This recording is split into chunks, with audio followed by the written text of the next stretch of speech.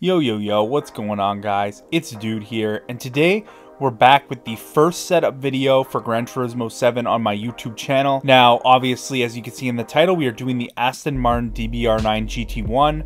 This was not a car I expected to start off with in this game, but after driving it fully upgraded, I had to do it because it is really an amazing car, and I definitely enjoyed this car a lot in GT Sport. If you had driven this car in GT Sport either with BOP and no setup or fully maxed out with a setup, you know that it was quite bad. So I'm super excited to tell you guys that this car is extremely strong in this game. I just want to preface this as well, whether you're using the car with BOP or you're using it fully upgraded or somewhere in between at 750, 780 pp, this setup will work extremely well. I'm going to recommend obviously a couple setup adjustments with the transmission, of course, depending on the power you're running or depending on the type of track that you will be using the car on. But yeah, I really took my time to try to make sure that this setup was extremely strong and extremely fast. Let me know what you guys think. This is definitely one of the top 2 best fully upgraded cars at this particular moment in time. I think it's this and the white Ford GT Spec 2 that tend to seem the strongest in my opinion. So yeah, you'll definitely tear up some open lobbies with this thing. Before we get started, guys, I just want to say that I'm going to be making Gran Turismo 7 videos for the entirety of the game's life. So even once the hype dies down and maybe some of the other bigger YouTubers go on and move on to do other things,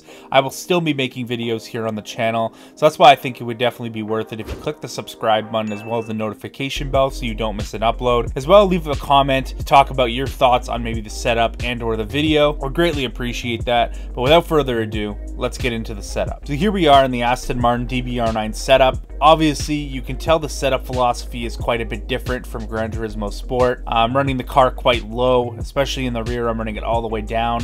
I'm actually running a little bit of reverse rake, which is a little bit counterintuitive, but I'm doing that to keep the car a little bit more stable.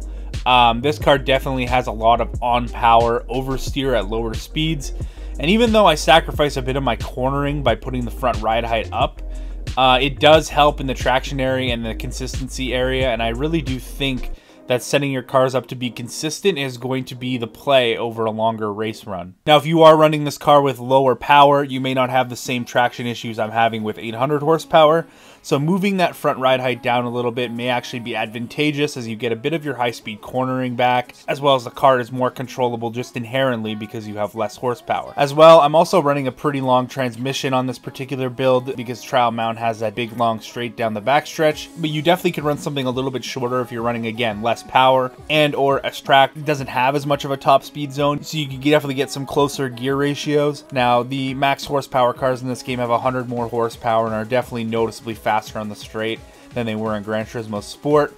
So yeah, getting good gearing on these cars actually might end up being pretty damn important, so that's just another recommendation as well. But yeah, that's about it with the setup, guys. So today I'm going to be introducing something from my Gran Turismo 7 tuning videos, and that is a trial mount leaderboard. On this game, I've decided I'm going to lap all of the cars together on the same track after I make a setup for them and create a leaderboard for these cars to be housed on and compare and contrast with one another. Now, this isn't a perfect science. Obviously, there's some cars that are going to be more well suited to trial mount than others, but I'll try to recommend some tracks in the videos for those other cars that aren't more well suited to that track to kind of give you an idea of where you should drive them. I just want to set some ground rules for my future videos and this video here. On trial mount, I'm giving myself 2 completed laps, get a hot lap to put on the leaderboard with only 3 retries allowed. Now, this I feel like gives me enough time to get a representative lap for the car, but at the same time doesn't have me sitting there for hours and hours and hours grinding away at just getting a few more tenths here and there. But I think it rewards cars that are more consistent, and if a car is unstable or uneasy to drive,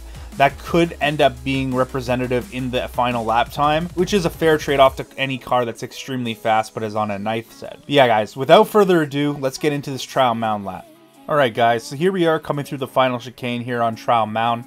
Now, this is one of my favorite tracks, which is why when I decided I was going to do a leaderboard for my cars in this game, I chose this track because I absolutely love it.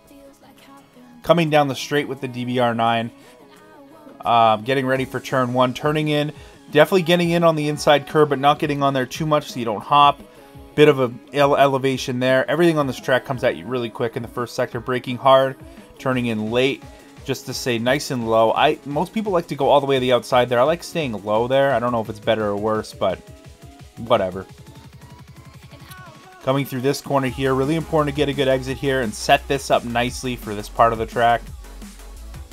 Interesting transition over here. You want to get to the right on the tunnel, set this up nicely for the big straight.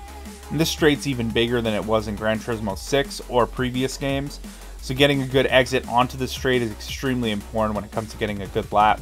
As the Aston Martin flies down the straight, it's absolutely insanely fast on the acceleration zones.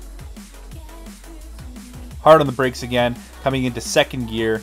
Get as close to the inside as possible here and use as much track as you can on the way out. Almost crab walking the thing. It is extremely, extremely difficult to drive on throttle at low speed. Take this corner quite nicely though. Feather the throttle back to full. And a little bit far to the outside there. We missed the apex a tiny bit and don't get the best exit again. We only have 2 laps to do this, so hard on the brakes. Turn in, second gear, miss the apex, but we try to recover as nicely as we can.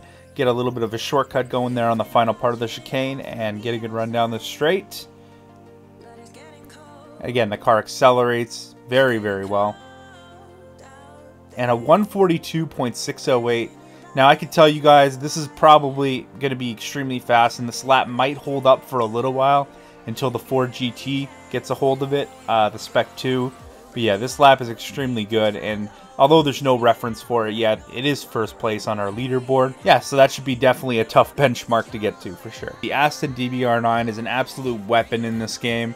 As far as I can tell, it definitely turns a little bit better relative to its competition than it did in the previous game.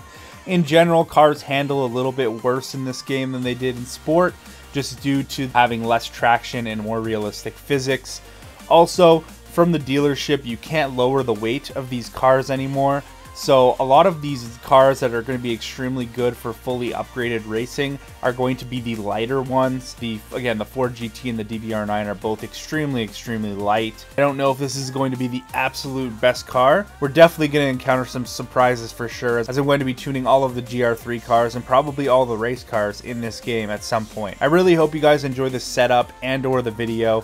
If you did, be sure to click the like button as well as the subscribe button and kind of leave a comment on which car you would like to see next in this tuning series. I kind of have a bit of a plan for the first 3 or 4 cars, but recommend your favorite car in the comment section below and I'm sure I'll get to it. I'm definitely more likely to get to it as soon as possible if lots of people are asking for it, so you'll keep that in mind. Other than that, guys, I don't want this video to drag on too long, and I hope you guys have a fantastic night. I'm out.